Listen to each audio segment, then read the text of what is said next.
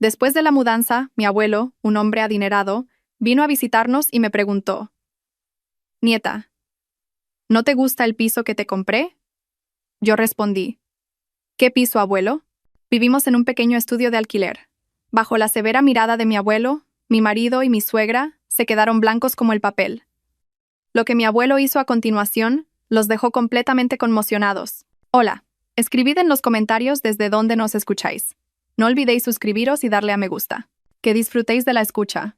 Pero antes de que todo esto sucediera, antes de que la verdad cayera sobre mí como una cascada de agua helada, simplemente existía la vida. O más bien, lo que quedaba de ella.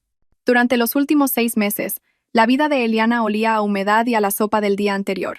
Ese olor se había impregnado en las paredes, en la única ventana amarillenta por el tiempo, en el viejo sofá que le servía de cama a ella y a Ricardo. La perseguía por todas partes en aquel minúsculo estudio en las afueras de Valencia, a donde se habían mudado después de que el negocio de su marido quebrara repentinamente. Eso fue lo que dijo Ricardo. Eso era lo que su madre Isabel no dejaba de repetir. Cada mañana comenzaba de la misma manera.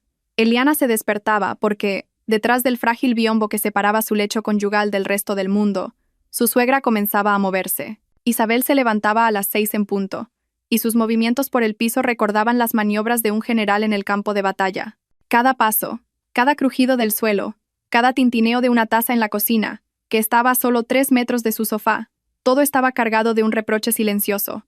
La mañana de hoy no fue una excepción. Eliana abrió los ojos y aguzó el oído. A su lado, Ricardo dormía de cara a la pared. Siempre hacía eso cuando quería evadirse de los problemas. Y los problemas ya estaban haciendo ruido con una cacerola. Otra vez el café aguado, llegó la voz descontenta de Isabel desde la cocina. La voz no era alta, pero estaba calculada para ser escuchada. No sabe ahorrar en absoluto. Desperdicia la comida. Como no es suya, no le importa. Eliana se levantó en silencio, tratando de no despertar a su marido ni a su hijo de 6 años, Miguel, que dormía en un viejo catre en un rincón. De puntillas, se deslizó hacia el rincón de la cocina. Era un espacio del tamaño de un armario grande, donde apenas cabían una pequeña nevera, una placa de 2 fuegos y una mesa estrecha. Isabel estaba de pie junto a la placa, removiendo la leche para el desayuno. Su espalda estaba recta como una vara y su rostro tenía una expresión de eterno pesar. Al ver a Eliana, frunció los labios. «Vaya, se ha despertado la repostera. Podrías haberte quedado en la cama. Puedo arreglármela sola, no es la primera vez. No soy yo la que tiene que ir a trabajar a las 11». Eliana no dijo nada. Discutir por la mañana estaba por encima de sus fuerzas. Cualquier respuesta, cualquier palabra podría ser la chispa con la que su suegra encendería una discusión para todo el día. En silencio, cogió la tetera para echar agua. Cuidado, siseó Isabel cuando Eliana rozó accidentalmente con el codo un paquete de galletas sobre la mesa. «Lo vas a tirar todo, torpe. Ricardo lo perdió todo por tu culpa. ¿Y ahora quieres que perdamos hasta lo último que nos queda? Por mi culpa». Esa frase se había convertido en el leitmotiv de su nueva vida. Según su suegra, Eliana era la culpable del fracaso del negocio de Ricardo. Portadora de mala suerte, gafe, trajo la desgracia a la familia. Isabel no perdía ni una sola oportunidad para recordárselo. En el desayuno, en el almuerzo, en la cena. Se lo decía a Ricardo cuando pensaba que Eliana no la oía. Se lo decía a las vecinas en el portal.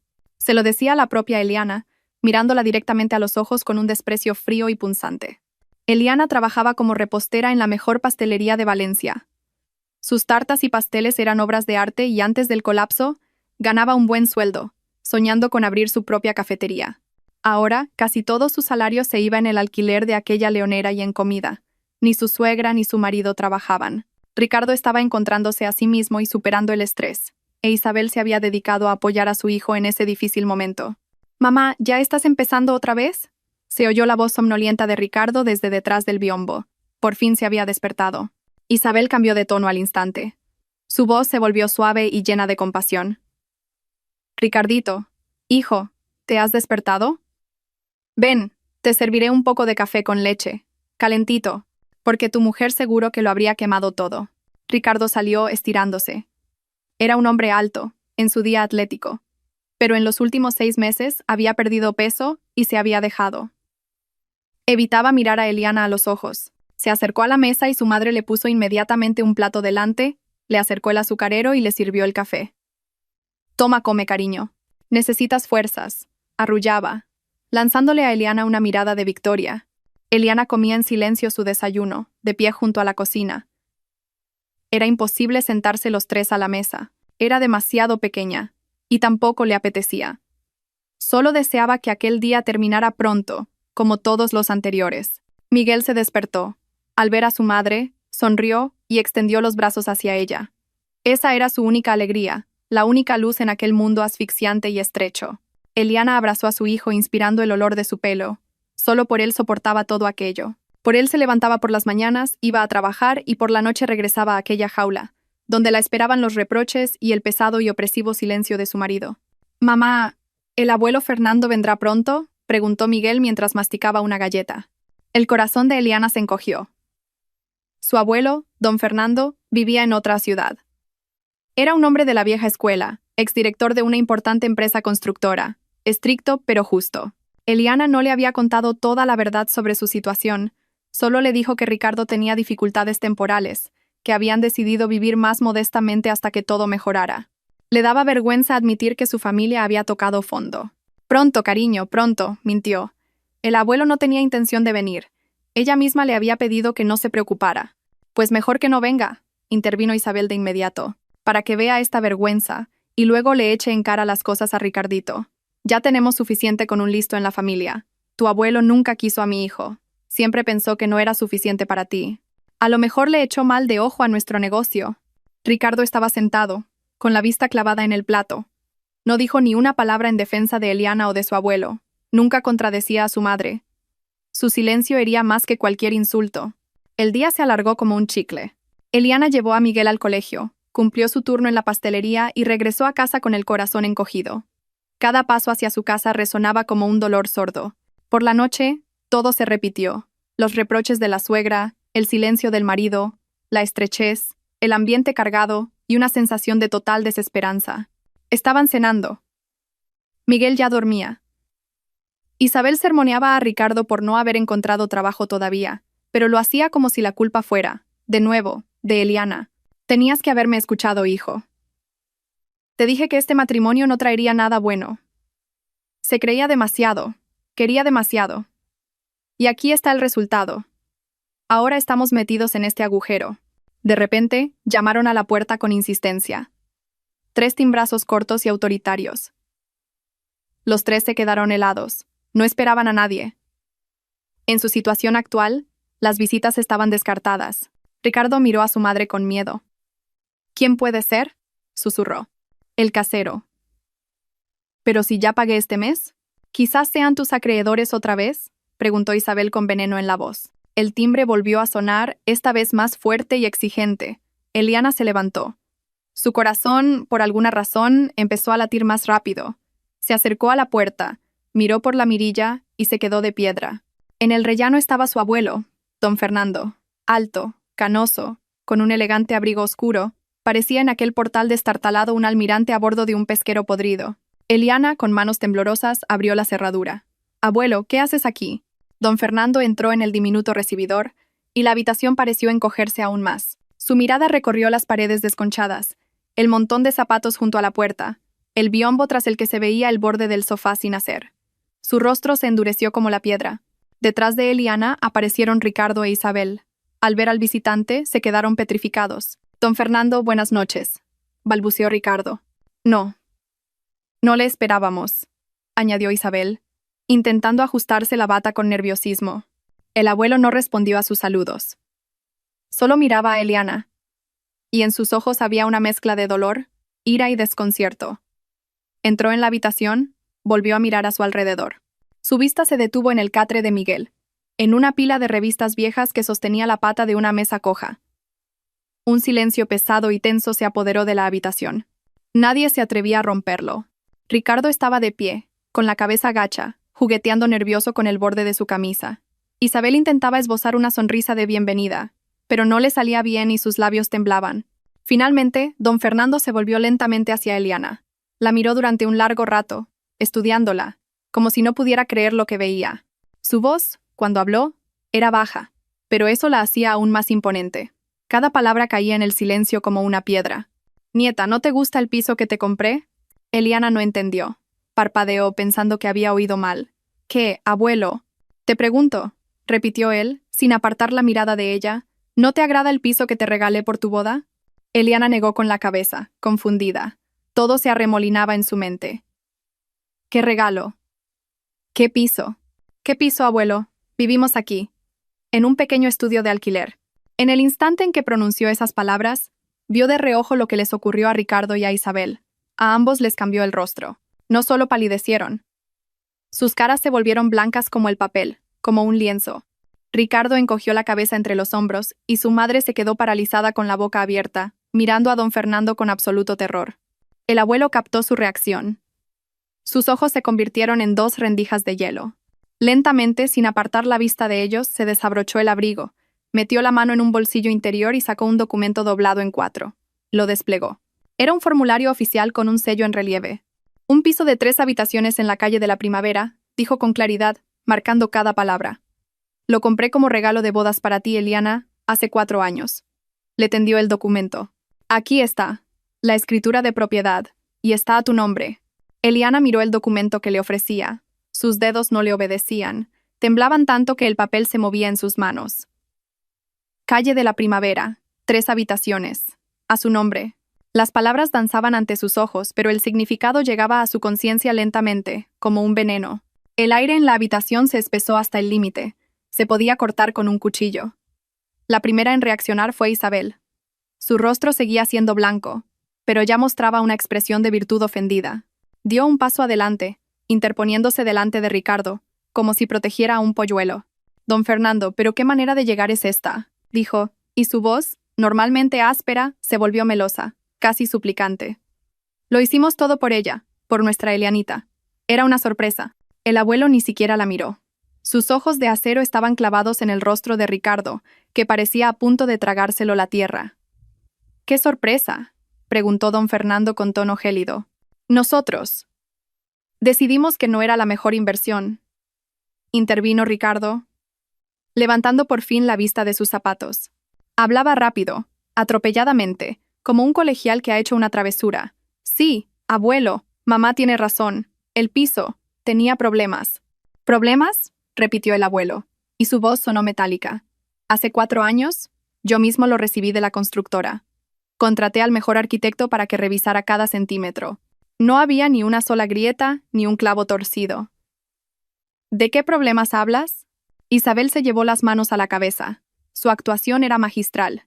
Ay, pero ¿qué va a entender usted, don Fernando? Usted es un hombre de la vieja escuela, y ahora todo es diferente. Las tuberías. Soltó lo primero que se le ocurrió. Resulta que las tuberías estaban podridas, imagínese. El fontanero dijo que había que cambiarlo todo, abrir las paredes. Eso es una ruina. ¿Y el barrio? ¿El barrio en sí? En las afueras, ni una tienda decente. Habría que llevar a Miguelito al colegio cruzando toda la ciudad. Pensábamos en el niño, ante todo. Hablaba sin parar, tejiendo una mentira tras otra. Ricardo, a su lado, asentía frenéticamente, confirmando cada una de sus palabras. Sí, mamá lo dice todo bien. Pensamos que era mejor invertirlo, poner el dinero en el negocio, para que trabajara, para que se multiplicara. Para nuestro futuro, para Miguel. Es más inteligente que simplemente vivir entre 4 paredes de hormigón, ¿verdad? Miraban al abuelo con una esperanza desesperada, esperando que se creyera aquella sarta de tonterías improvisada. Pero don Fernando permaneció en silencio. Simplemente los miraba. Había tanto desprecio frío en su mirada que a Eliana se le revolvió el estómago. Parecía que los veía por dentro, que leía cada uno de sus pensamientos mentirosos. Finalmente, se volvió de nuevo hacia Eliana, ignorando a su marido y a su suegra como si no estuvieran en la habitación. Toma, nieta, dijo, tendiéndole otra hoja. Esto es una copia. El original me lo quedo yo, por si acaso. Eliana cogió maquinalmente la copia de la escritura. Las manos aún le temblaban. El abuelo se abrochó el abrigo, se ajustó la bufanda. Sus movimientos eran lentos y seguros. Se dirigió a la puerta, pero en el umbral se dio la vuelta. «¿Y en cuanto a vuestra inversión?», dijo, mirando directamente a Ricardo. «Me encargaré de investigarla. Muy pronto». La puerta se cerró tras él. El sonido de la cerradura resonó en el silencio como un disparo. Durante unos instantes, reinó el silencio en la habitación. Eliana estaba de pie en medio de aquella vivienda miserable, apretando en la mano el papel que era la prueba de otra vida, una vida que le habían robado. El primero en no aguantar fue Ricardo. Se abalanzó sobre ella, intentando cogerla por los hombros. Sus manos estaban húmedas y frías. Eli, ¿qué te pasa? No me mires así. Queríamos explicártelo todo. Mamá tiene razón. Queríamos lo mejor. Isabel también cambió de táctica. Ahora, en su voz sonaban lágrimas de ofensa. Elianita, hija, tú eres una chica inteligente. Tienes que entenderlo. El dinero tiene que trabajar. Te lo habríamos devuelto todo, con intereses. Te habríamos comprado un piso aún mejor, en pleno centro. Todo era por la familia, por nuestro bien común. Eliana se apartó de Ricardo. Lo miró a él, luego a su suegra, y por primera vez en muchos meses, los vio de verdad.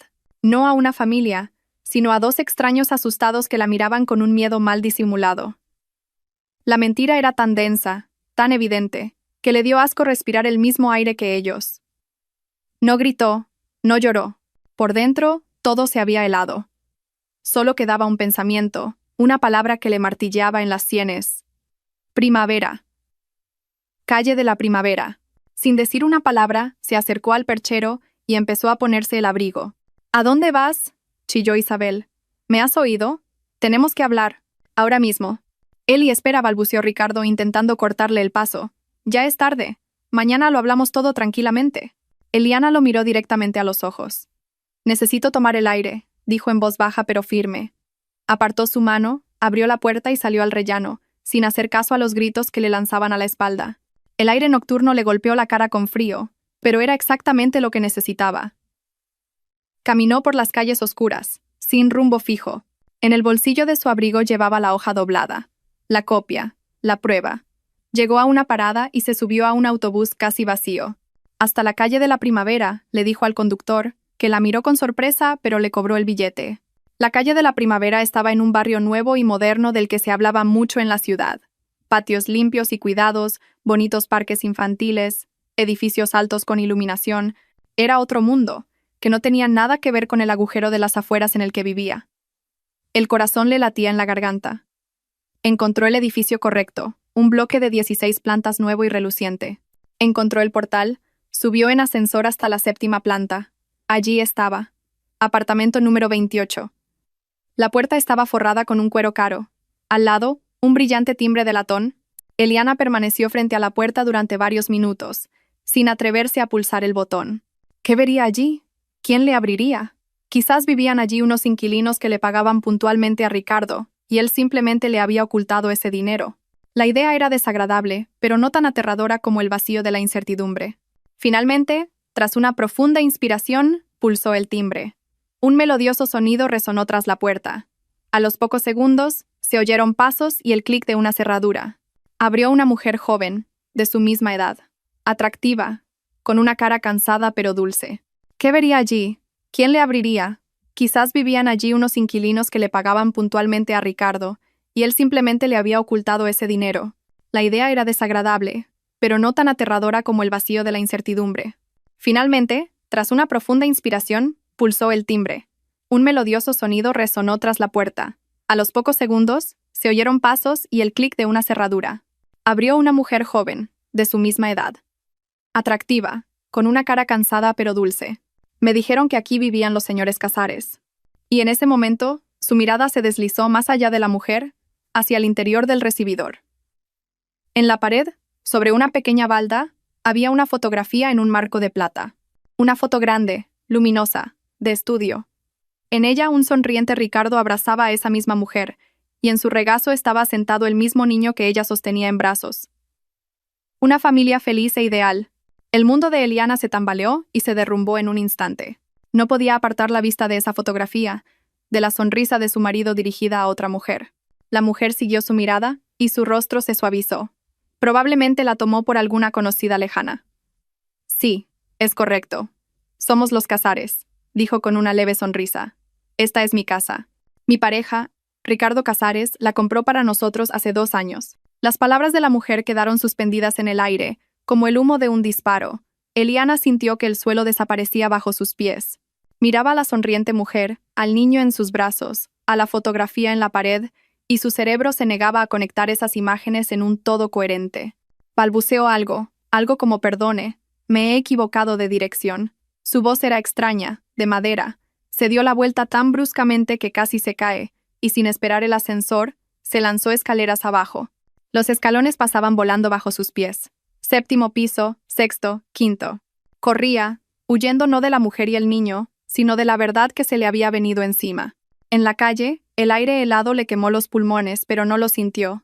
Caminaba sin rumbo, sumida en una espesa y pegajosa niebla. En su cabeza solo había un pensamiento, una imagen. Ricardo, sonriendo en una foto junto a otra mujer y otro hijo. 2 años. Llevaba 2 años viviendo una doble vida. 2 años en los que ella había compartido su cama, le había preparado la cena, había criado a su hijo, mientras él construía otro nido en el piso que, por derecho, le pertenecía a ella. Todo encajó. La quiebra del negocio, las dificultades temporales, la constante falta de dinero, las eternas excusas, su distanciamiento, y aquel estudio miserable, aquel infierno en el que había vivido los últimos 6 meses, mientras él volvía a casa, a su verdadero y hermoso piso, a su verdadera familia. Las lágrimas corrían por sus mejillas, congelándose con el frío, pero no las notaba. El dolor era tan agudo, tan físico, como si le hubieran clavado un cuchillo al rojo vivo en el pecho. ¿Cómo pudo? ¿Cómo pudieron? Porque Isabel, ella no podía no saberlo. Lo sabía todo. Sus reproches, su odio. Todo era parte de un engaño enorme y monstruoso. Eliana no recordaba cómo llegó a casa. Abrió la puerta con su llave y entró en el recibidor. La estaban esperando. Y los problemas ya estaban haciendo ruido con una cacerola. Otra vez el café aguado, llegó la voz descontenta de Isabel desde la cocina. La voz no era alta, pero estaba calculada para ser escuchada. No sabe ahorrar en absoluto. Desperdicia la comida. Como no es suya, no le importa. Eliana se levantó en silencio, tratando de no despertar a su marido, ni a su hijo de 6 años, Miguel, que dormía en un viejo catre en un rincón. De puntillas, se deslizó hacia el rincón de la cocina. Estuve en la calle de la Primavera, dijo con una voz monótona y sin vida. En el piso número 28. Ricardo se quedó a media palabra. El color huyó de su rostro, dejando manchas pálidas y asustadas. Isabel ahogó un grito y se llevó la mano a la boca. «Es muy bonito», continuó Eliana con el mismo tono. «Buena reforma. Y me abrió una mujer muy agradable. Sofía. Dijo que sois los dueños». Ricardo se abalanzó sobre ella. Su rostro estaba desfigurado por la desesperación. La agarró de las manos. «Eli, no es lo que piensas, te lo juro, no es así. Ella me está chantajeando». Eliana se soltó. «¿Chantajeando?», repitió. Y por primera vez sonó el metal en su voz. «¿2 años chantajeándote? ¿Con un niño?» «Sí, sí», gritó él. Tenía lágrimas en los ojos. Eran lágrimas de miedo, no de arrepentimiento. Fue un error, un estúpido error. Y ella se aferró a mí, amenazó con contártelo todo, con destruir nuestra familia. Tenía que darle dinero. Mantenerla. El piso. Tuve que comprar el piso para que se callara. Tenía miedo, Eli. Tenía miedo de perderte. Era tan patético, tan ridículo, que a Eliana le entraron ganas de reír. Estaba allí, un hombre de 37 años, soltando tonterías que no inventaría ni un adolescente. En ese momento intervino Isabel. Apartó a su hijo y se plantó frente a Eliana. Su rostro era severo y decidido. «Basta», ordenó. «Eliana, tienes que controlarte». «Sí, ha pasado. Los hombres a veces tropiezan. Tu deber como esposa es perdonar y mantener unida a la familia». «¿Mantener unida a la familia?», repitió Eliana en voz baja. «¿Qué familia, Isabel? ¿La que habéis construido sobre mentiras y robos? No te atrevas a hablar así», chilló su suegra. «Hicimos todo lo posible para proteger a Ricardito. Esa zorra podría haberlo destruido. Teníamos que controlarla, y tú debes callarte. Por Miguel. ¿Has pensado en tu hijo? ¿Quieres que no tenga padre? ¿Que todo el mundo lo señale con el dedo y susurre que sus padres se divorciaron por un escándalo? Esta vergüenza nos hundirá a todos». Hablaba de la vergüenza, del qué dirán, de cualquier cosa menos de la traición, de la vileza. Para ella, solo era un contratiempo que había que ocultar, silenciar, barrer debajo de la alfombra. Y en ese momento, Eliana comprendió que no podía más. No podía estar en la misma habitación que ellos, respirar el mismo aire. Era el punto de no retorno. La Eliana pasiva y paciente había muerto 1 hora antes en el rellano del edificio de la calle de la Primavera. Se dio la vuelta en silencio, cogió su bolso y su móvil del perchero. ¿A dónde vas? Te estoy hablando, le gritó Isabel a la espalda. Eliana no se giró. Salió por la puerta y esta vez la cerró con llave desde fuera. Salió de su prisión. En la calle, marcó un número que conocía de memoria. Abuelo, dijo cuando él respondió. La voz se le quebró. Abuelo, tenías razón. Es mucho peor. Te estoy esperando, nieta, respondió él con calma, como si supiera que iba a llamar. Ven. El piso del abuelo la recibió con silencio, calidez y el olor a libros viejos. Don Fernando estaba sentado en su sillón favorito. Junto a él, en la mesa, había un hombre desconocido con un traje impecable. Este es Andrés Vidal, mi abogado, lo presentó el abuelo. Cuéntanoslo todo. Y Eliana se lo contó todo. Sobre la calle de la Primavera, sobre Sofía, sobre el niño, la fotografía, las patéticas excusas de Ricardo y las órdenes gélidas de su suegra. Hablaba, y con cada palabra se sentía más ligera, como si estuviera expulsando un veneno. El abuelo escuchaba en silencio, su rostro endureciéndose por momentos. El abogado tomaba notas en una libreta. Cuando terminó, don Fernando se quedó mirando un punto fijo durante unos instantes. Luego dijo: sabía que algo no cuadraba. Por eso no solo contraté a un abogado, sino también a un detective privado. Llevan trabajando las últimas horas y ya han averiguado algunas cosas. El abogado carraspeó y miró a Eliana. Eliana comenzó con tono oficial. Hemos hecho una consulta urgente en el registro de la propiedad. El piso de la calle de la Primavera fue efectivamente vendido hace 2 años. Lo que ocurre es que la firma en el contrato de compraventa. Hizo una pausa. Es falsa. La transacción se realizó con un poder notarial que usted supuestamente firmó. Eliana se agarró a los brazos del sillón. Una firma falsa. No solo la habían traicionado, habían cometido un delito. ¿Qué significa eso?, susurró. Significa que la venta se puede impugnar en los tribunales, explicó el abogado, pero eso es un proceso largo y complicado. Sería mucho más efectivo demostrar el fraude.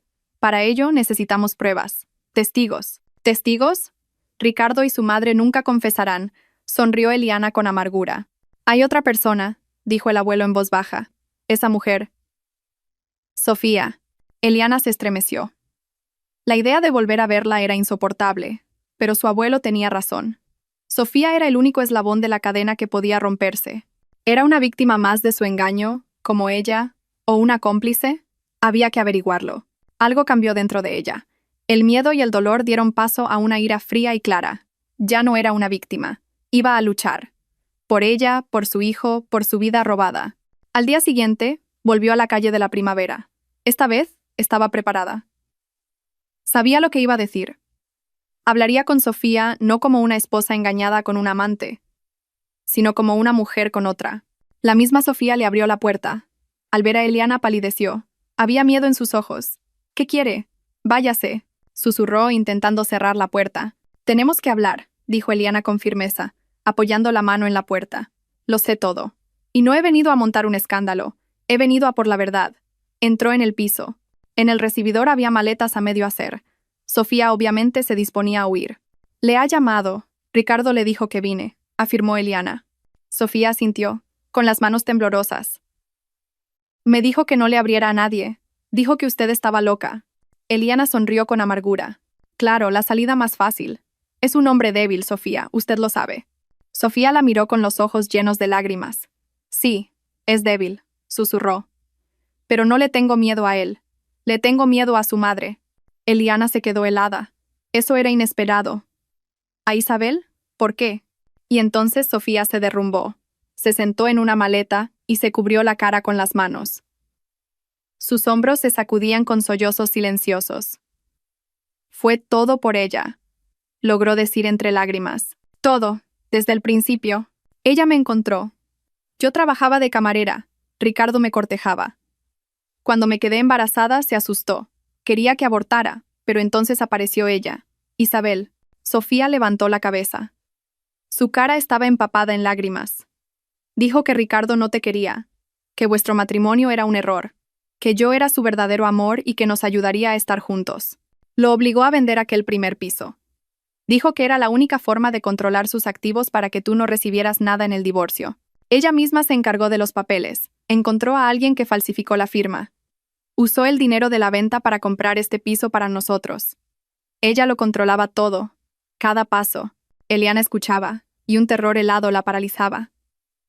Era monstruoso. Estaba más allá de su comprensión. Isabel no era simplemente una suegra malvada, era un monstruo, una titiritera calculadora y despiadada.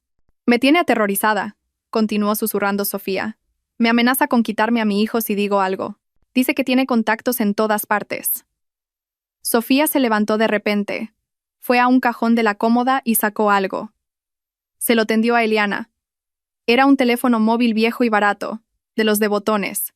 Me obliga a hablar con ella solo por este teléfono, dijo Sofía, y en sus ojos brilló un destello de astucia desesperada. Le aterroriza que la grabe. Eliana miró la carcasa de plástico barato del teléfono en su mano. Aquel pequeño y miserable objeto era la clave de todo. La prueba de que Isabel no era solo una cómplice, sino la directora de toda aquella pesadilla. El miedo de la suegra a ser grabada era su punto más débil. ¿Qué va a hacer?, preguntó Sofía en un susurro, sacando a Eliana de su ensimismamiento. Había una esperanza desesperada en sus ojos. «Todavía no lo sé», respondió Eliana con sinceridad, guardándose el teléfono en el bolsillo. «Pero no voy a dejarlo así. Y usted tenga cuidado y no se vaya a ninguna parte por ahora. Si se da cuenta de que ha huido, podría hacer algo terrible. Compórtese como siempre».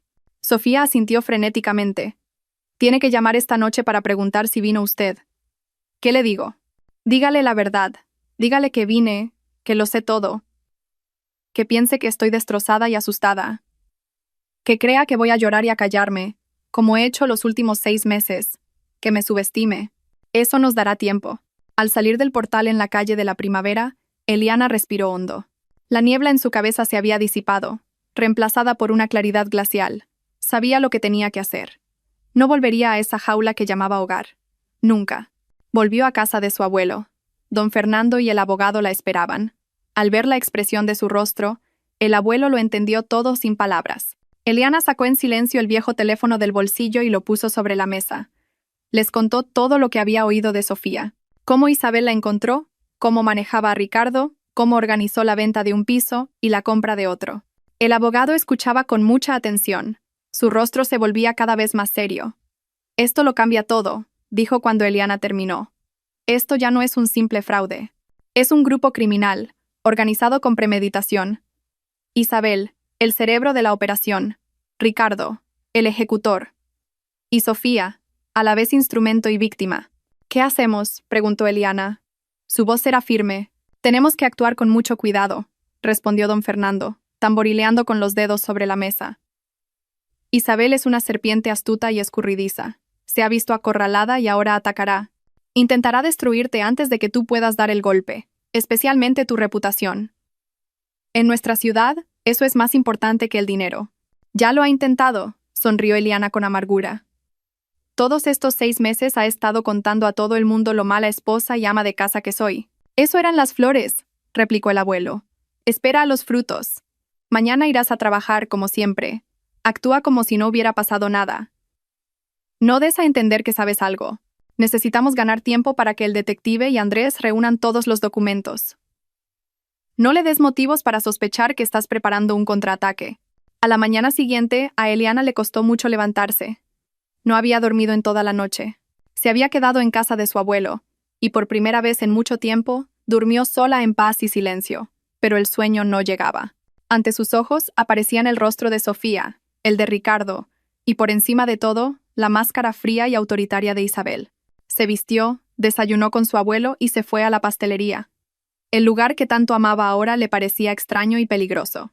Cada mirada de sus compañeros, cada susurro a sus espaldas, le provocaba un ataque de paranoia.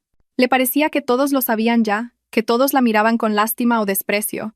Se puso en su puesto de trabajo, intentando concentrarse en la decoración de una tarta de bodas. Las rosas de crema salían torcidas, las manos le temblaban ligeramente. Su jefa, Elena, una mujer estricta pero justa, pasó varias veces por su lado, lanzándole miradas atentas, pero no dijo nada. El día se alargó dolorosamente. Hacia el mediodía, cuando la pastelería estaba más concurrida, con gente sentada en las mesas tomando café y pasteles, sonó la campanilla de la puerta. Eliana levantó la vista y se quedó helada. En el umbral estaba Isabel. Llevaba su mejor abrigo y un sombrero. Parecía una dama respetable que venía a tomar un café, pero sus ojos ardían con un fuego maligno. Buscaba a Eliana, y la encontró. La suegra cruzó toda la sala directamente hacia su puesto de trabajo, junto al escaparate. «Aquí está», exclamó Isabel en voz alta para toda la pastelería, señalando a Eliana con el dedo. «Nuestra trabajadora. Miradla todos». Las conversaciones en las mesas cesaron. Todos los clientes y empleados se giraron. Eliana sintió como la sangre huía de su rostro. «Isabel, ¿qué está haciendo?», susurró. «Le estoy abriendo los ojos a la gente». La voz de su suegra vibraba de ira. «Quiero que todos sepan por culpa de quién mi hijo, mi único Ricardito, lo ha perdido todo. Por su codicia, dio un paso más cerca». Eliana retrocedió, chocando contra el frío escaparate. «Lo desplumó por completo», proclamaba Isabel, dirigiéndose ya no a Eliana, sino al público paralizado. Nunca tenía suficiente. Coches, abrigos, restaurantes. Y cuando el dinero se acabó, cuando mi hijo perdió su negocio por sus apetitos, ¿qué hizo ella? Lo abandonó, lo echó de casa. Era una mentira tan descarada, tan monstruosa, que Eliana se quedó sin habla por un momento. Pero eso no fue suficiente para ella. «Y le era infiel», continuó Isabel, cada vez más exaltada. «Sí, no me miréis así. Mientras mi hijo trabajaba día y noche para cumplir sus caprichos, ella se iba con otros. Desvergonzada. Y además, una madre pésima. Abandonó a su propio hijo con nosotros, con Ricardito y conmigo, mientras ella se iba por ahí con hombres». Lágrimas de humillación e impotencia asomaron a los ojos de Eliana. Estaba bajo la mira de decenas de miradas curiosas y condenatorias. Deseaba que se la tragara la tierra, desaparecer. Elena ya se acercaba a ellas. «Isabel, le ruego que ponga fin a este escándalo de inmediato», dijo con severidad. «Pues no lo haré», chilló la suegra. «Que todo el mundo sepa la verdad. Habéis acogido a una serpiente. A vosotros también os robará. Ni os daréis cuenta. Hay que echarla a patadas». Elena cogió a Isabel por el codo. «Vamos a llamar a seguridad ahora mismo. Váyase por las buenas». Isabel, al darse cuenta de que el espectáculo había terminado, se soltó. Lanzó a Eliana una última mirada llena de veneno. «No te preocupes, ya te encontraré la justicia», siseó y, con la cabeza bien alta, se dirigió a la salida, dejando tras de sí un rastro de silencio tenso y conmocionado. Eliana se quedó petrificada. Oía susurros a sus espaldas, veía cómo sus compañeros apartaban la mirada. Era el fin. El fin de su reputación. El fin de su trabajo. Ahora Elena la despediría. El abuelo tenía razón. La suegra había golpeado primero, y el golpe había sido demoledor. «Eliana, ven a mi despacho», dijo Elena en voz baja pero autoritaria. Eliana la siguió como si fuera al patíbulo. Las piernas le pesaban como el plomo. Sus compañeros se apartaban a su paso como si fuera una leprosa. En el despacho, la jefa cerró la puerta en silencio. Se sentó en su escritorio e indicó a Eliana la silla de enfrente. Su rostro era serio e impenetrable. Eliana se encogió, esperando la sentencia. «Eliana, esta es una situación terrible», dijo finalmente Elena con voz neutra.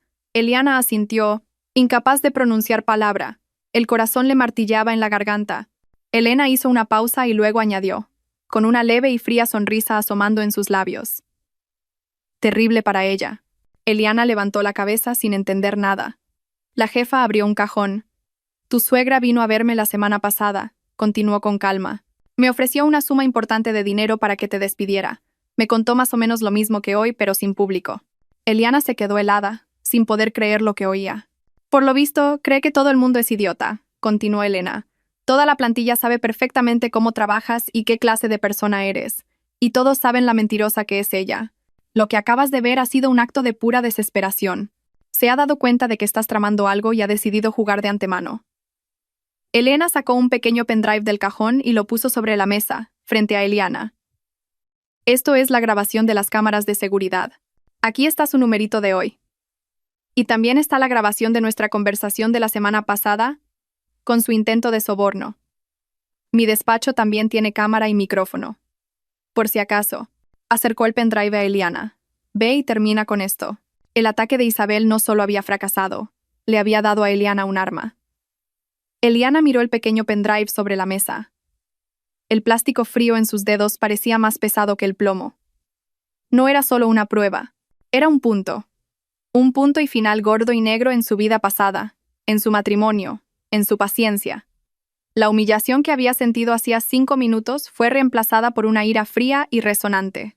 No se sentía una víctima, sino una luchadora a la que acababan de entregar un arma. Gracias, Elena, dijo, y su voz sonó firme, sin un ápice de temblor. No sé ni cómo agradecérselo. No hacen falta agradecimientos, replicó la jefa. Simplemente, pon orden en tu vida y vuelve al trabajo cuando puedas. Tu tarta te espera. De esta, dijo, haciendo un gesto hacia la sala, ya me encargo yo. Eliana salió del despacho. En la pastelería, el bullicio habitual casi se había restablecido, pero al pasar junto a las mesas sentía las miradas sobre ella. Solo que ahora no había lástima ni condena en ellas, sino más bien curiosidad e incluso respeto. Varios compañeros le sonrieron animándola. Comprendió que Elena ya había tenido tiempo de decir algo. Su reputación no solo no había sido destruida, sino que se había fortalecido. Se acercó a su puesto, se quitó el delantal, lo colgó con cuidado y se fue al vestuario. No podía decorar una tarta en ese momento, no podía quedarse allí ni un minuto más. Por dentro, todo le ardía. Tenía que actuar. Sostenía en la cadera a un niño pequeño, un niño de unos 2 años que se frotaba los ojos somnoliento. Hola, empezó Eliana, tratando de que no le temblara la voz. Disculpe la visita a estas horas. Busco a los dueños de este piso. La mujer la miró con extrañeza. Somos nosotros los dueños. ¿Qué deseaba? Preguntó. Somos nosotros. Esa simple frase golpeó a Eliana en el estómago. Se obligó a sonreír fingiendo un error. Seguramente me he equivocado. Voy a por Miguel al colegio, y después iré a ese piso por última vez.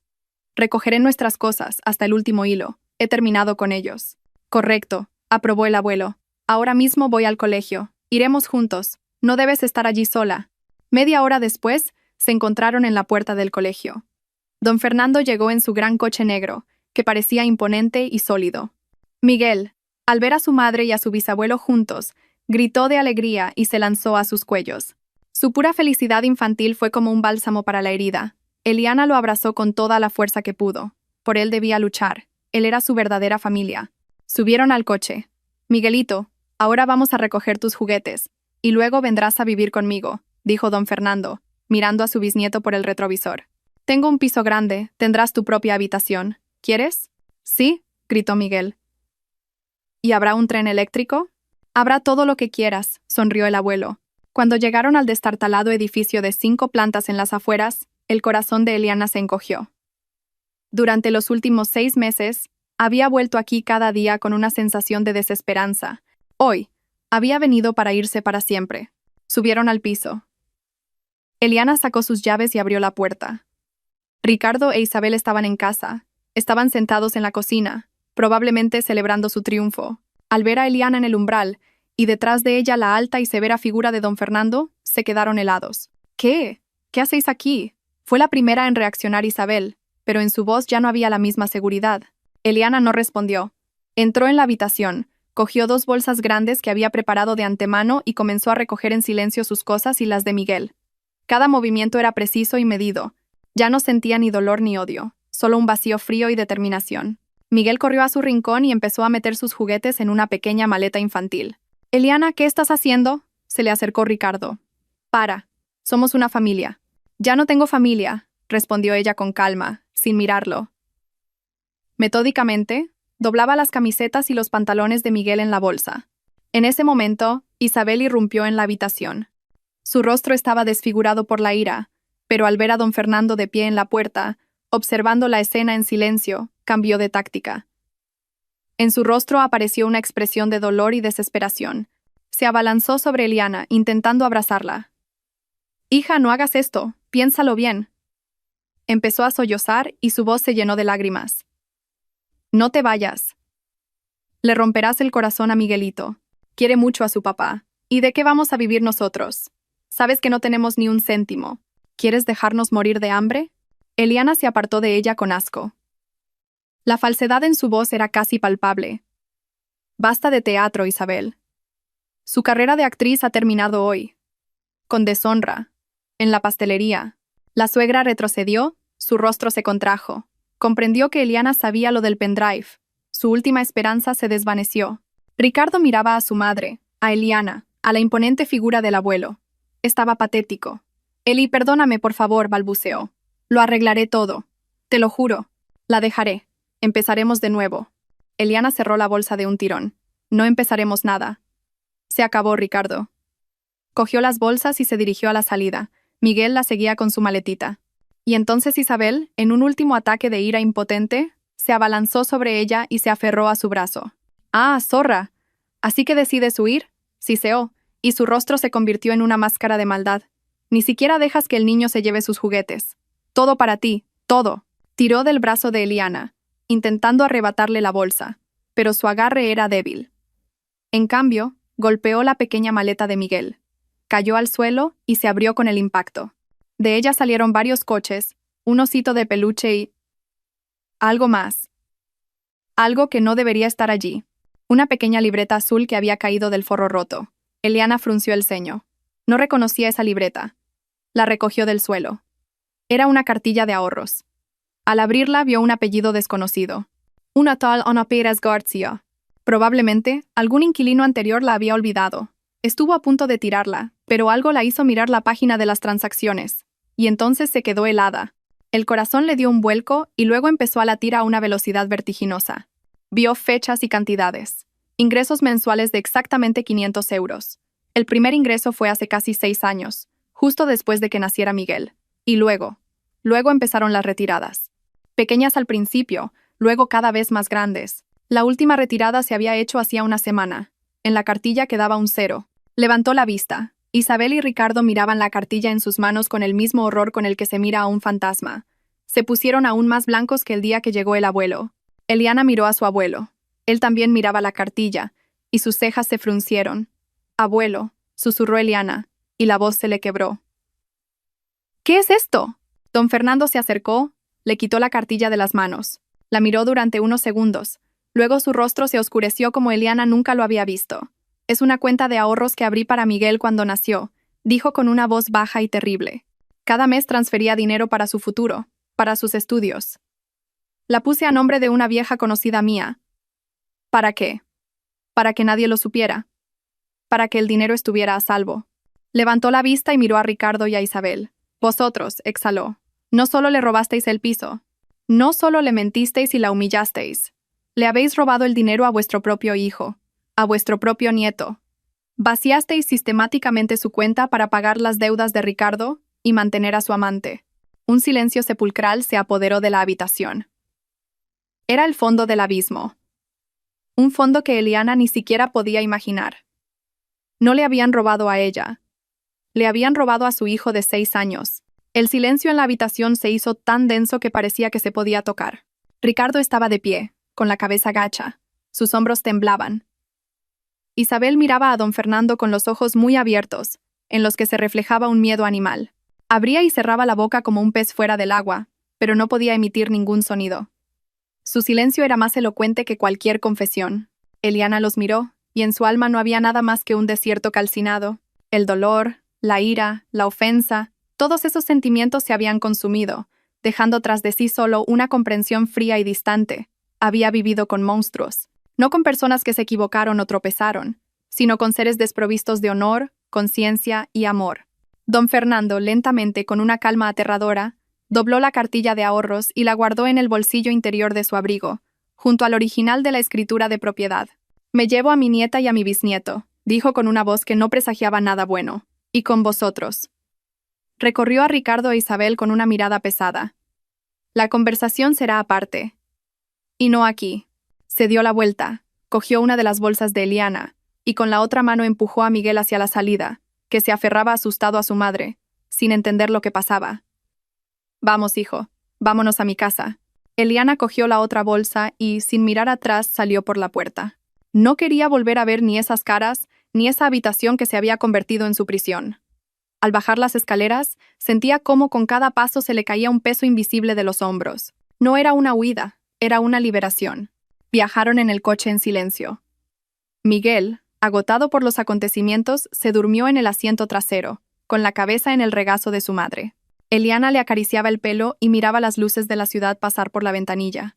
Se sentía como una pasajera en un tren que por fin se había puesto en marcha, llevándola de un pasado en ruinas a un futuro desconocido, pero definitivamente mejor. En el piso del abuelo reinaba la paz y la tranquilidad. Don Fernando acostó a Miguel en la habitación de invitados, en una cama grande con sábanas limpias. Eliana estaba sentada en la cocina, bebiendo el té caliente que su abuelo le había preparado. Las manos todavía le temblaban ligeramente. ¿Y ahora qué, abuelo?, preguntó cuando él se sentó enfrente. Ahora, nieta, empieza la guerra, respondió él sin sombra de duda. No voy a dejar esto así. Han cruzado todas las líneas. Robarle a un niño es lo último. Pagarán por todo. Por el piso, por las mentiras, por la humillación y por el dinero de Miguel. Hasta el último céntimo. Al día siguiente, el piso de don Fernando se convirtió en un cuartel general. Llegó el abogado, Andrés Vidal. El detective que había contratado el abuelo, un hombre ceñudo y lacónico llamado Bruno. Desplegaron sobre la gran mesa del comedor documentos, fotografías, impresiones. El detective ya había averiguado muchas cosas. Encontró al notario que había autenticado el poder notarial falso para la venta del piso. Este, por supuesto, no recordaba nada, pero prometió buscar en los archivos después de que Bruno le insinuara posibles problemas con su licencia. También encontraron las cuentas bancarias de Ricardo, a las que se transfería el dinero de la cuenta de Miguel y se retiraba inmediatamente en efectivo. El panorama era cada vez más claro y feo. El principal problema, dijo el abogado, es demostrar la premeditación, y que Isabel lo dirigía todo. Ricardo le echará la culpa a ella, y ella a él. Necesitamos un testigo que haya visto toda la cocina desde dentro, que pueda confirmar que ella fue la organizadora. Los tres miraron a Eliana. Ella sabía de quién hablaban. Sofía, dijo en voz alta. Exacto, asintió Andrés Vidal. Su testimonio será decisivo. Es la clave de todo. Si acepta cooperar, no solo podremos recuperar el piso, sino también llevarlos a juicio por estafa a gran escala. A Eliana se le revolvió el estómago. Volver a ver a esa mujer, volver a sumergirse en esa suciedad, pero entendía que no había otro camino. Isabel y Ricardo debían ser castigados, y para ello había que utilizar todos los medios disponibles. Y Sofía, por muy desagradable que fuera, era su arma más poderosa. Hablaré con ella, dijo Eliana con firmeza. Iré a verla ahora mismo. Ten cuidado, le advirtió el abuelo. Isabel podría haberla intimidado. Podría negarse a hablar. Encontraré las palabras, respondió Eliana. Dentro de ella no había miedo, solo una fría determinación. De nuevo, estaba de pie frente a la puerta del apartamento 28, la puerta de su vida robada. Esta vez, cuando Sofía abrió, en sus ojos no había solo miedo, sino pánico.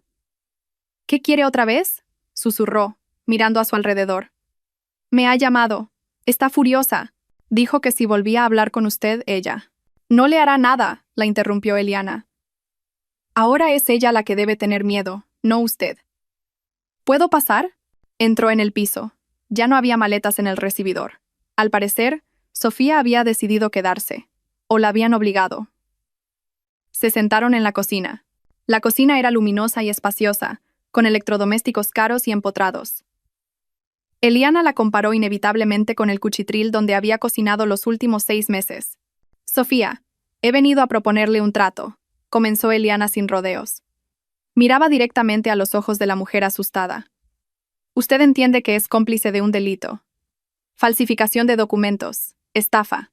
Cuando todo esto salga a la luz, irá a juicio junto con ellos. Tiene un hijo pequeño. ¿Quiere que crezca visitando a su madre en la cárcel? Sofía se estremeció y negó con la cabeza. Las lágrimas volvieron a asomar a sus ojos. Yo no quería, no lo sabía. Ella decía que todo era legal. Basta, dijo Eliana con dureza. Usted lo sabía todo perfectamente. Pero ahora eso no importa. Lo que importa es lo que haga a partir de ahora. Tiene una opción. Se inclinó hacia adelante, bajando la voz. Ayúdenos. Cuéntenos todo lo que sabe.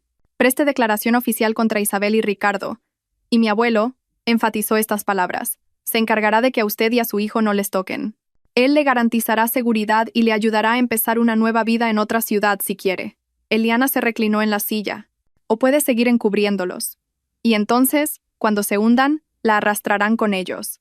Créame, mi abuelo no dejará esto así.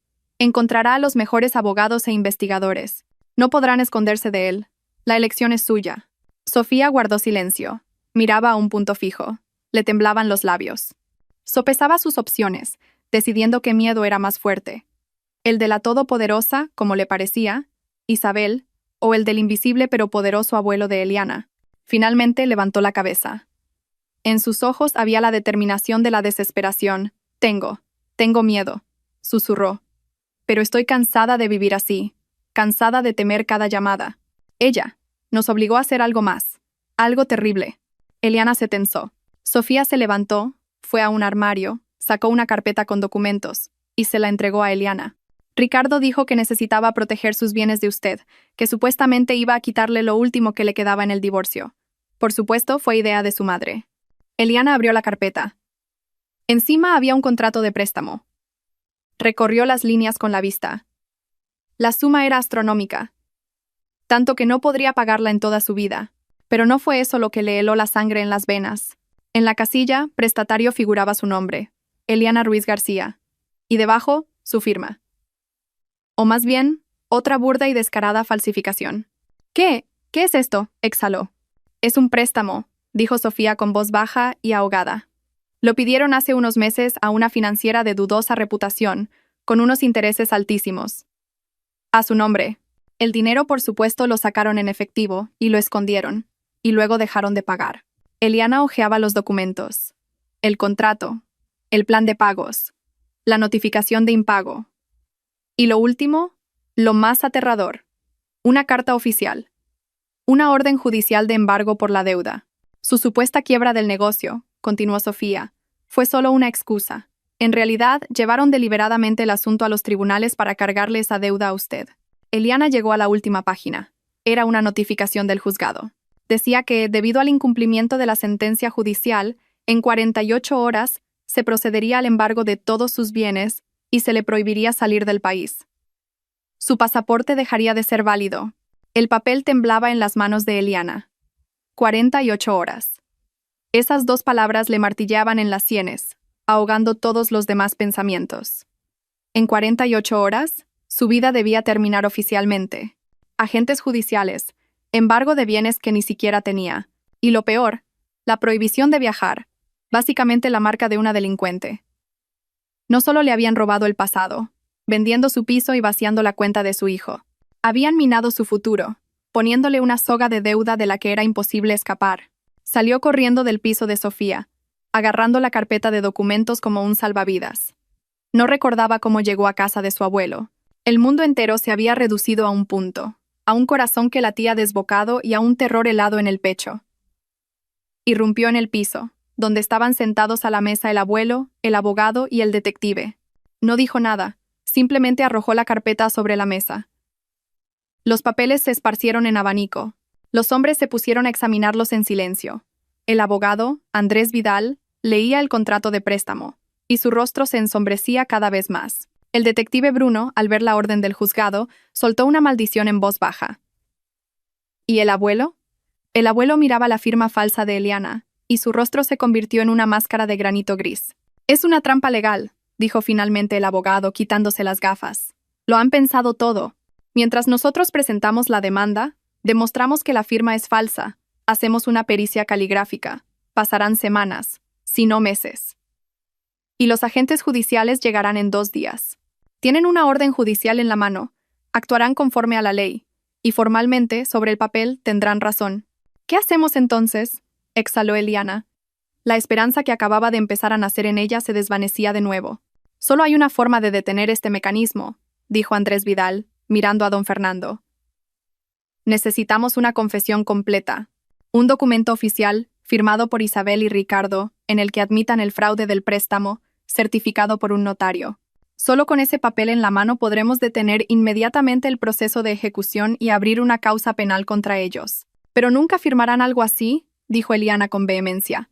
Antes morirían que confesar. Se hizo el silencio en la habitación. Todos sabían que Eliana tenía razón. Obligarlos a firmar su propia sentencia era imposible. Y entonces don Fernando levantó la cabeza. Sus ojos, hasta entonces apagados por la ira, brillaron de repente con un destello frío y calculador. Miró lentamente a todos. Si no quieren firmar por las buenas, dijo con una voz baja pero de acero, entonces los obligaremos. Les tenderemos una trampa. Miró a Eliana. Nieta, sé que será difícil para ti, pero necesitaré tu ayuda. Tendrás que interpretar tu papel. El plan del abuelo era audaz y arriesgado, pero al mismo tiempo genialmente simple. Se basaba en los 2 principales vicios de Isabel, su desmedida codicia y su confianza en su propia impunidad. Su pura felicidad infantil fue como un bálsamo para la herida. Eliana lo abrazó con toda la fuerza que pudo. Por él debía luchar. Él era su verdadera familia. Subieron al coche. Miguelito, ahora vamos a recoger tus juguetes, y luego vendrás a vivir conmigo, dijo don Fernando, mirando a su bisnieto por el retrovisor. Tengo un piso grande, tendrás tu propia habitación. ¿Quieres? Sí, gritó Miguel. ¿Y habrá un tren eléctrico? Habrá todo lo que quieras, sonrió el abuelo.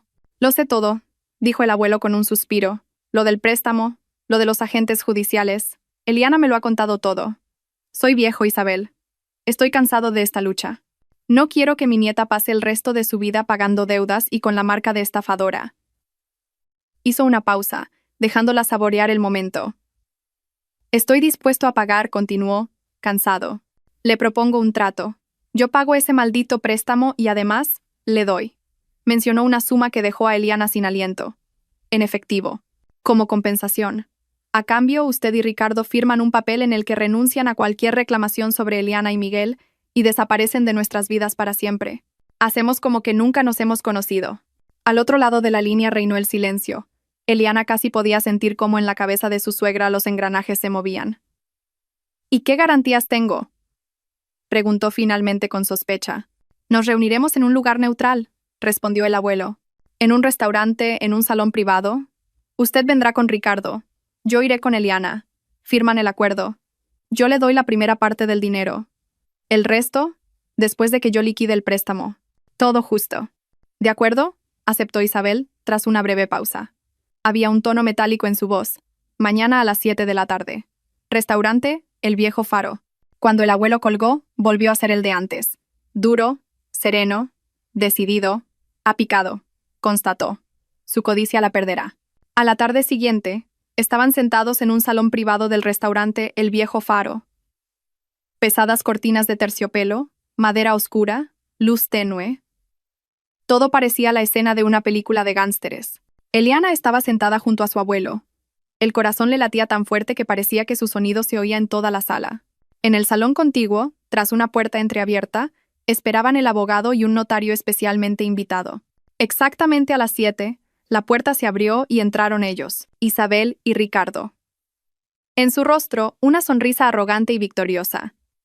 Inspeccionó el salón como una reina examinando sus dominios conquistados. Ricardo parecía nervioso. Miraba a su alrededor constantemente, pero intentaba seguir el ritmo de su madre. Bien, empecemos, dijo Isabel, sentándose enfrente y poniendo su bolso sobre la mesa.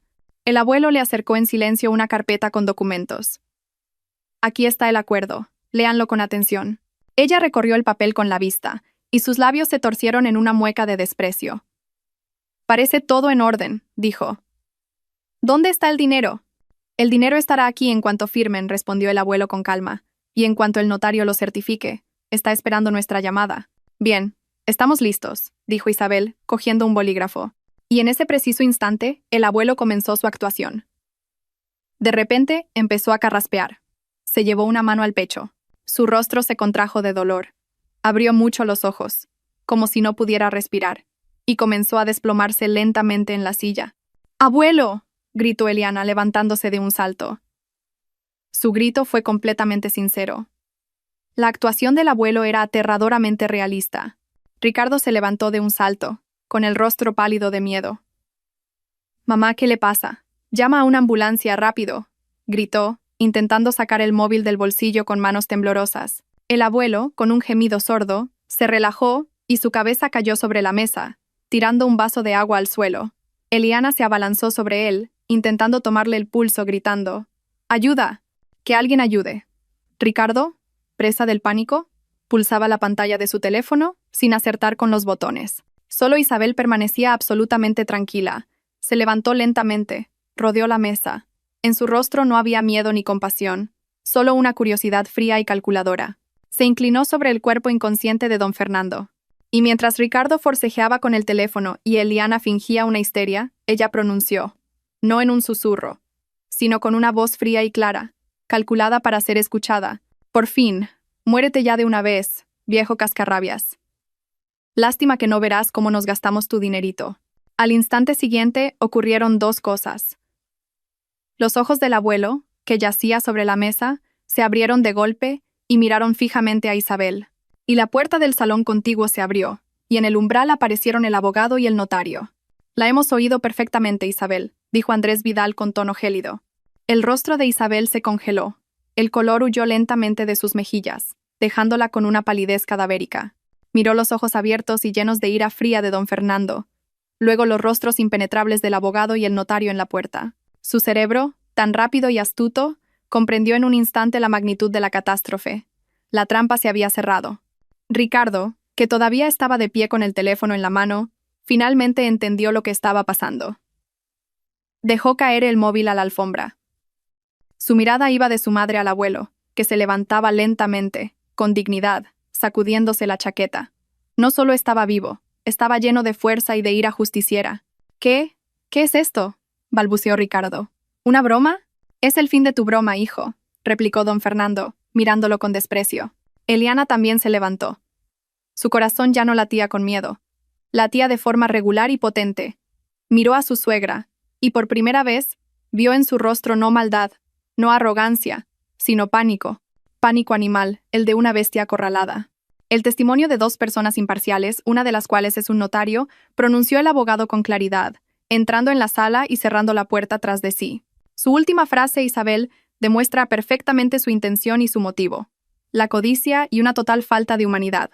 Esto es más que suficiente para... No terminó, pero todos entendieron lo que quería decir.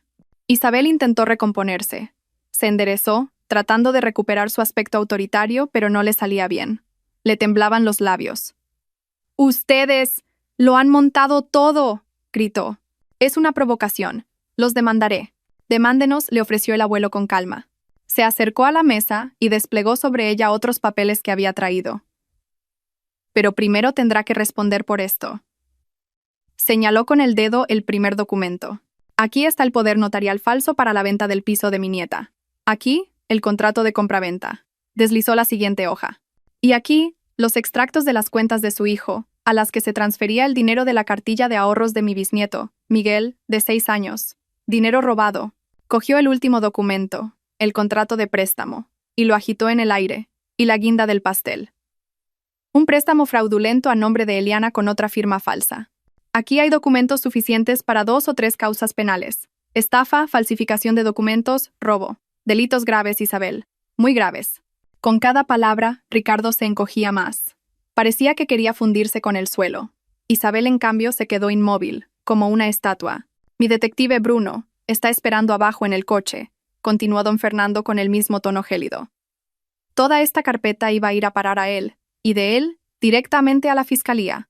Pero yo, a diferencia de ustedes, no soy un hombre malvado. Estoy dispuesto a darles una única oportunidad. Le acercó una hoja en blanco y un bolígrafo.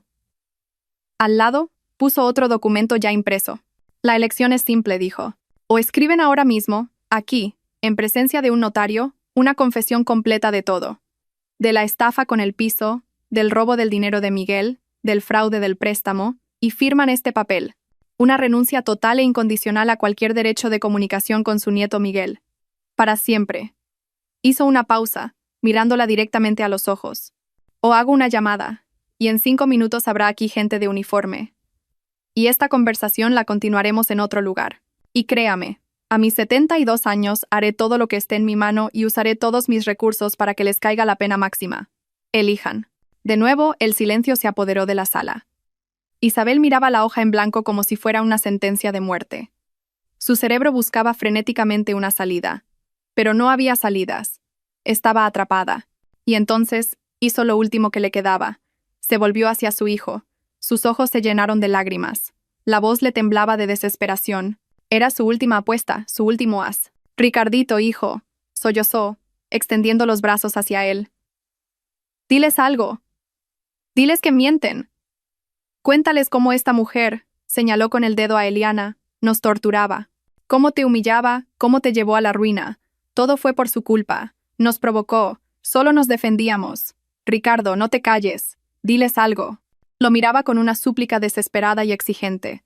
Como había hecho toda su vida, lo instaba a esconderse tras su espalda, a apoyar su mentira, a convertirse en su escudo humano.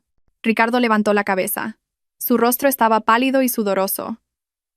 Miró a su madre, que lloraba, enloquecida de miedo. Luego, desvió la mirada hacia Eliana, hacia su rostro tranquilo y frío. Y, finalmente, miró a don Fernando, a ese anciano poderoso e inflexible, en cuyos ojos no había ni una pizca de piedad, solo un desprecio helado y una voluntad de acero. Y en ese momento, algo se rompió dentro de Ricardo. Toda su vida, construida sobre la sumisión a su madre, sobre su voluntad, sobre sus mentiras, se derrumbó. Comprendió que ella no lo salvaría. Lo arrastraría con ella al fondo del abismo. Y ese anciano lo destruiría.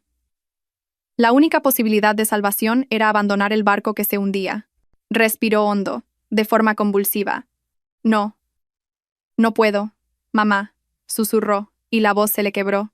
Isabel se quedó inmóvil, con los brazos extendidos. Ricardo retrocedió un paso, como si temiera tocarla. Miró a don Fernando, al abogado, a Eliana. Es todo verdad, logró decir, y las palabras salieron de él en un torrente atropellado y patético. Todo lo que se ha dicho aquí. El piso, el dinero de Miguel, el préstamo. Es todo verdad. Volvió a mirar a su madre, y en su mirada había una mezcla de miedo y odio. Ella me obligó. Fue todo idea suya. Desde el principio, y así terminó la historia de Eliana. Una historia que comenzó con humillación y mentiras, y terminó con justicia. Pero, sabéis, queridos oyentes, mientras os la leía, he pensado muchas veces en lo compleja y difícil que es esta situación. ¿Creéis que Eliana hizo lo correcto al llegar hasta el final? Quizás debería haber perdonado a Ricardo por el bien de su hijo, como aconsejaba su suegra, ¿o su decisión fue la única correcta para romper ese círculo vicioso de engaño? ¿Qué habríais hecho vosotros en su lugar? Y el castigo para Isabel resultó ser, en esencia, no jurídico, sino social. Para una mujer como ella, el desprecio y la vergüenza públicos quizás fueron peores que una celda de prisión. ¿Creéis que eso es suficiente? ¿O actos como estos merecen un castigo más severo según la ley? Me interesaría mucho saber si queréis que lea la continuación de esta historia, saber qué fue de Ricardo e Isabel, cómo fue la vida de Sofía y su hijo. Porque en la vida, cada historia tiene su continuación. Si tenéis alguna pregunta o pensamiento curioso sobre esta historia, no dudéis en escribirlo en los comentarios de este video. Nos encantaría que le dierais a me gusta a este video, os suscribierais a nuestro canal y, por supuesto, compartierais vuestra opinión en los comentarios. Vuestro apoyo es lo más importante para nosotros. Os deseo paz en el alma y solo gente honesta en vuestro camino. Todo lo mejor. Al final de este video, en el centro de la pantalla, aparecerá una ventana. Por favor, haced clic en ella. Allí encontraréis otras de nuestras historias más interesantes.